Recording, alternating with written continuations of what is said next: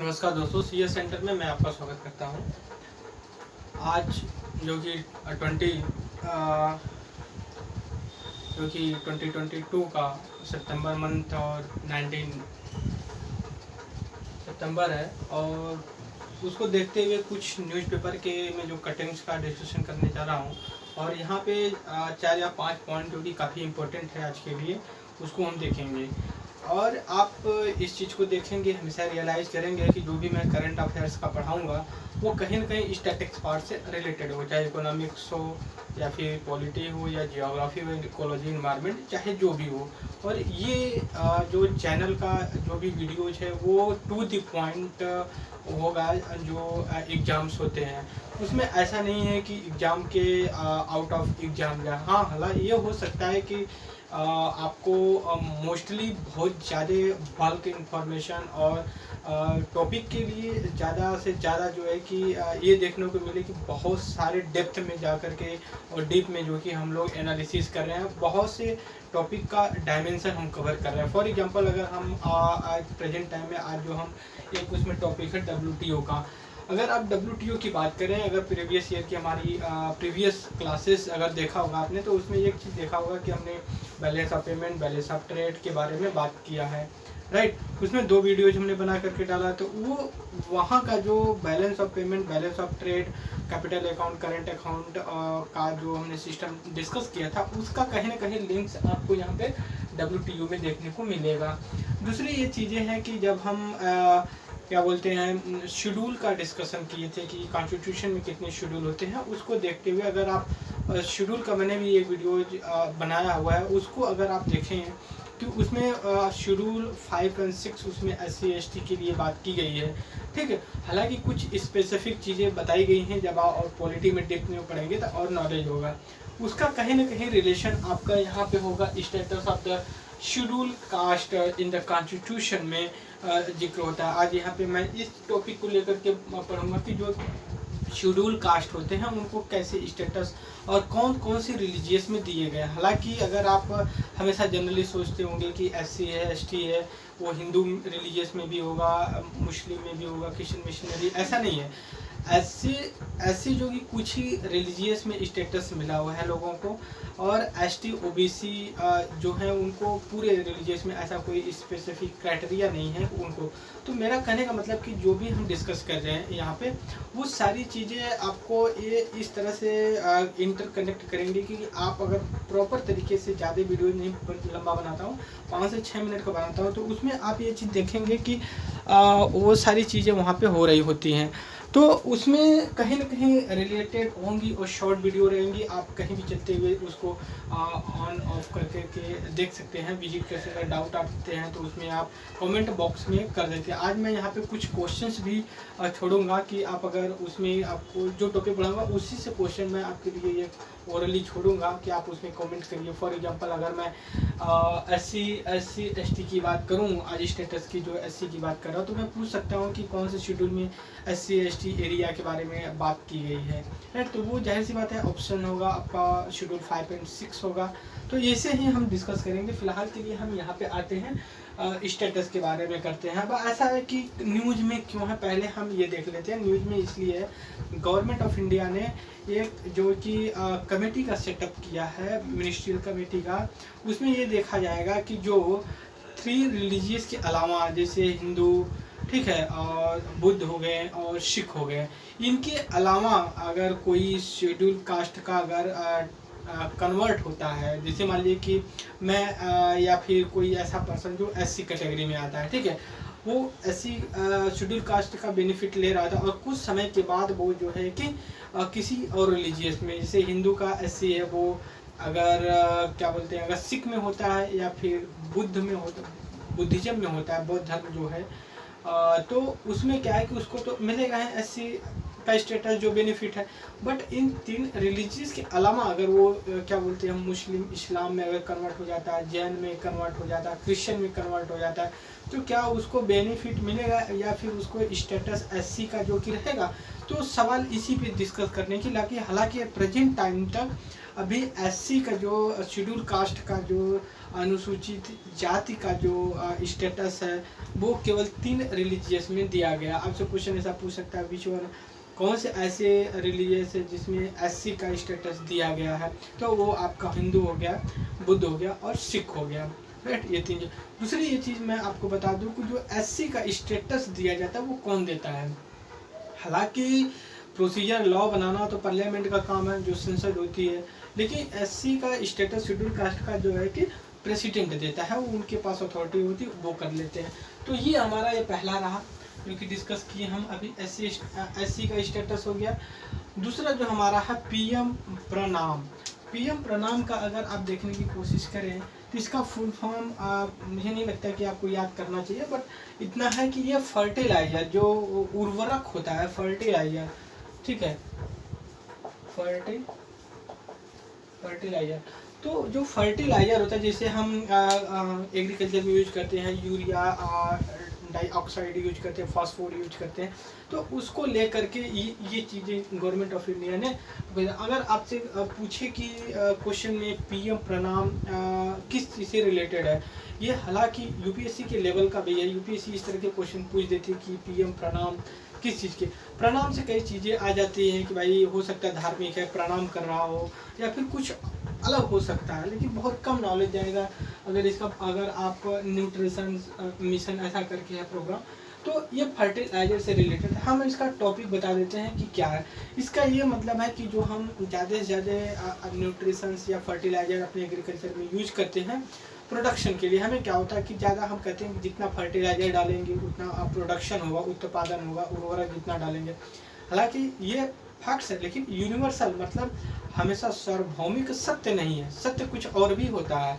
For example अगर आप ज़रूरत से ज़्यादा एट प्रेजेंट टाइम में जो इंडिया की सॉइल है उनमें जो नाइट्रोजन होता है वो ज़रूरत से ज़्यादा है, लेकिन फिर भी जो है कि फार्मर्स नाइट्रोजन यूरिया का बहुत ज़्यादा यूज करते हैं, राइट। तो इस वजह से ये है कि जो हम बैलेंस तरीके से जो कि इसको हम यूज करें और इसकी बातें इसके प्रॉपर तरीके से बात करें। और एक चीज़ मैं यहाँ पे और जोड़ने की कोशिश करूँ, एक सॉइल हेल्थ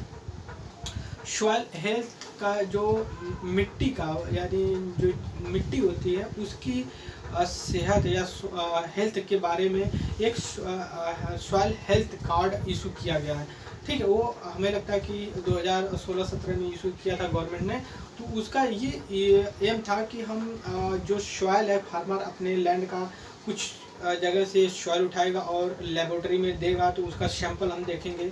फिर उसके बाद उसको हम ये करेंगे कि हम पूरी तरीके से उसका साइंटिफिक वो करेंगे, रिसर्च करेंगे कि इस सॉइल में किस चीज़ की कमी है, यूरिया की कमी है या फिर आयरन या जिंक या फिर किसी और चीज़ की जो कि ज़रूरत है। पता चले कि हमें जो कि नाइट्रोजन की ज़रूरत नहीं, फिर भी हम जो कि नाइट्रोजन का भरपूर यूज कर रहे हैं, राइट।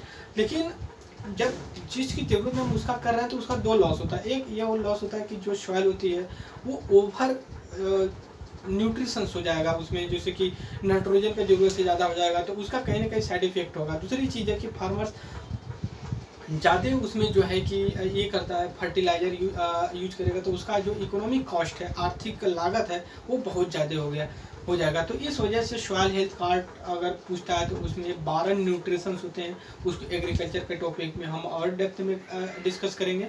फिलहाल के लिए इतना ही कि पीएम प्रणाम की जो अभी स्कीम लॉन्च हुई है, इसको जो कि फर्टिलाइजर को अच्छी तरह से मॉनिटर करने के लिए। हालांकि एक और पॉलिसी आई है गवर्नमेंट की, one fertilizer one nation one fertilizer के लिए ये पॉलिसी करके आई हुई है, उसको हम आने वाले वीडियो में डिस्कस करेंगे। हालांकि हमारा जब तीसरा टॉपिक पे आते हैं, जो हमारा ये 2 टॉपिक खत्म हो जाता है, और तीसरे टॉपिक है अम्बेडकर सर्किट। अम्बेडकर सर्किट का मतलब पहले देख लीजिए क्या है। आप अगर कंपटीशन में होंगे लास्ट मतलब काफ़ी सालों से दिनों से, तो ये देखेंगे रामायण सर्कल और बुद्धिस्ट। इसका यह मतलब है कि जैसे रामायण की मैं बात कर लो, तो रामायण का मतलब जो भगवान राम थे उनका कहाँ कहाँ रिलेशन था, मथुरा था, ठीक है, मिथिला था, जहाँ भी था। फिर बुद्ध की बात आ जाए तो बुद्ध की जैसे गया है, सारनाथ है, कौशाम्बी, और फिर उसके बाद जो है कि आपका कुशीनगर पटरौना है, उनका डेथ है। तो ये ऐसा एक लेन बन रहा है या फिर ऐसी एक कनेक्टिविटी ट्रांसपोर्टेशन की बन रही कि अगर आप रामायणा के बारे में या भंवर राम के बारे में जानना चाहते हैं, उनकी प्लेस पे जाना चाहते हो, तो स्पेशल ट्रेन चलाई जाती है, इन दोनों के लिए चलाई जा रही है। तो वैसे ही अंबेडकर सर्कल एक किया गया है अंबेडकर के बारे में, मतलब कि कहाँ पे उनका बर्थ हुआ, कहाँ पे उन्होंने अपने उनका क्रिमिनेशन, मतलब जब डेथ के बाद जो है कि उनकी लास्ट जो डेड बॉडी थी उसको जलाया गया और कहाँ पे उनका रेसिडेंस था। तो ये सारी चीज़ों को देखते हुए जो कि उन्होंने गवर्नमेंट ऑफ इंडिया ने ये इस लाइन पे जो है कि एक on the line of the Ramayana circle पे जो कि एक अंबेडकर सर्कल जो कि लाया हुआ है। मैं आपको एक छोटा सा मैप है उसमें मैं दिखा रहा हूँ कि वो किस तरह से, देखिए कि कनेक्टिविटी के लिए बात वहाँ पे मेंशन कर रहे हैं। ठीक है, हमें बस एक सेकंड लीजिए। रामायण और दूसरी ये चीज़ है यहाँ पे देख सकते हैं आप, ये हालांकि डिजिटल बोर्ड नहीं है यहाँ पे, बट मैं ये चीज़ देखिए ऐसा है कुछ। अगर मैं आपसे लिंक करने की बात करूँ तो देखिए, पहली बार दिल्ली की बात करते हैं, दिल्ली की बात करते हैं। दिल्ली इनके लिए इसलिए फेमस रहा कि वो उनका रेसिडेंस रहा, क्योंकि जानते हैं कि आप जब कॉन्स्टिट्यूशन फॉर्मेशन हो रहा था तो उसमें अंबेडकर जो कि ड्राफ्टिंग कमेटी के जो कि चेयरमैन थे, तो उस चीज़ को देखते हुए ये हमने इसको अपनाया है।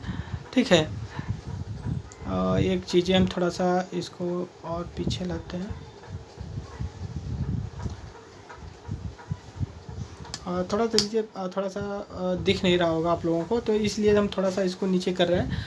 तो ये दिल्ली, तो दिल्ली में उनका रेसिडेंस रहा। दूसरा अगर आप आ जाए तो महो जो कि आपका एमपी में पड़ता है, महो एमपी में पड़ता है। यहाँ पे इनका बर्थ प्लेस था, राइट, इनका बर्थ प्लेस था। और तीसरा अगर आप देखने के लिए नागपुर में इन्होंने, नागपुर में, और नीचे आ जाइए, नागपुर जो आपका महाराष्ट्र में पड़ता है, यहाँ पे इन्होंने अपने जीवन के लास्ट में बौद्ध धर्म को एक्सेप्ट कर लिया था, हिंदू को छोड़ करके, राइट। ये चीज़ उन्होंने देखने को मिला, उन्होंने उसको छोड़ा, फिर उसके बाद वहाँ पे उन्होंने एक्सेप्ट कर लिया। लास्ट में जब आप आइए महाराष्ट्र में फिर जब आप आते हैं तो एक और प्लेस पड़ता है, उसको दादर बोलते हैं, दादर। आप कभी जाएं वहाँ पे, क्या बोलते हैं, मुंबई में तो जो यूपी बिहार से ट्रेनें मोस्टली जाती हैं यूपी, तो दादर बहुत सी वहाँ पे बहुत बड़ा प्लेटफॉर्म रेलवे स्टेशन है, वहाँ पे रुकती हैं। तो वहाँ के पास में जो है कि जब कोस्टल एरिया पड़ता है, वहाँ पे उनका क्रिमिनेशन, अंतिम संस्कार किया गया था। तो ये जो कि आपका अंबेडकर सर्कल पड़ जाता है, ये यहाँ दिल्ली से महो बर्थ प्लेस से आप जो कि यहाँ पे धर्म जो परिवर्तन करते हैं। और तीसरा जो कि दादर जहाँ पे उनका लास्ट क्रिमिनेशन होता है। अब हम आते हैं WTO पे। WTO की अभी एक मीटिंग होने जा रही है 21 सितंबर को। कॉमर्स मिनिस्टर पीयूष गोयल जो कि वहाँ पे विजिट करेंगे, और ये बाली में हो रहा है। बाली आपको पता होना चाहिए लोकेशन पे कहाँ, इंडोनेशिया, साउथ ईस्ट एशिया में अगर आप जाएंगे तो वहाँ पे आपको बाली देखने को मिलेगा। तो ये चीज़ें हमने यहाँ पे डिस्कस किया। और WTO के बारे में हम लोग क्या करेंगे अब इसमें, जैसे मैंने बैलेंस ऑफ पेमेंट का वीडियो जो बनाया था, balance of payment and balance of the trade के बारे में कहा। WTO का ये है कि अगर कोई ट्रेड करता है, उसमें कोई डिस्प्यूट आता है, तो उसको डिस्प्यूट को रिजॉल्व करने के लिए वो चीज़ें बनाई जाती है, राइट। सो ये हमारा थोड़ा सा शॉर्ट में रहा है जो करंट अफेयर्स का। और बहुत से न्यूज होती हैं बट उनका रिलेवेंस नहीं था। अगर मैं आपसे बात करूं, जो यूनियन लॉ मिनिस्टर किरण रिजिजू है, वो बैडमिंटन खेल रहे हैं एक जस्टिस के साथ, तो ये कोई न्यूज नहीं हुआ। आपसे कोई सवाल नहीं पूछेगा कि किरण रिजिजू जो कौन से जजेस के साथ जो है कि बैडमिंटन खेल, ऐसा कोई न्यूज नहीं था। पेपर आपको ऑलमोस्ट 18 से 20 पेज का होता है, बस इंपॉर्टेंट न्यूज 5 से 7 होती हैं जो हमें पता होगा। हमें कैसे पता होगा, जब हमें सिलेबस अपने एग्जाम्स का क्लियर है और हमें प्रीवियस ईयर के क्वेश्चन का एनालिसिस हुआ है, तो हम अच्छे से ये चीज़ डिफाइन कर सकते हैं कि नहीं ये हमारे लिए इम्पोर्टेंस है और ये हमारे लिए इम्पोर्टेंस नहीं है। और अगर जैसे मैं बात करूँ फ्रंट पेज पे अगर बहुत से न्यूज़ दिए हुए हैं कि आपने क्या, आम आदमी पार्टी के ने कहा कि गुजरात में कि भगवान ने आपको क्रिएट किया है, आप आम आदमी पार्टी को आदमी ने नहीं किया है, वो कुछ करने, तो ये हमारे लिए इम्पोर्टेंस नहीं है। और दूसरी ये भी चीज़ें, कुछ और भी चीज़ें हैं राहुल गांधी कांग्रेस का जो है कि एक भारत जोड़ो यात्रा चल रही है, तो वो हमारे लिए इम्पोर्टेंस नहीं, वो पॉलिटिक्स के लिए इम्पोर्टेंट है। हमें क्या पॉइंट ऑफ व्यू देखना चाहिए, उस चीज़ को हम यहाँ पे डिस्कस करेंगे, राइट। और भी जो छोटे छोटे पॉइंट्स मिल जाएंगे। और हाँ, लास्ट में मैं एक चीज़ और बता दूँ, हमारी जो भी इन्फॉर्मेशन होगी, जो भी डिस्कशन होगा, हमारा 3 सोर्सेज होंगे। एक हमारा न्यूज़पेपर होगा, दूसरा PIB होगा, और तीसरा जो कि मिनिस्ट्री होंगी, जो मंत्रालय होते हैं, वहाँ से सोर्सेस होंगे, राइट। अभी हम आने वाले समय में बहुत से सारे डिस्कस करेंगे। सो आज के लिए बस इतना ही। Thank you very much.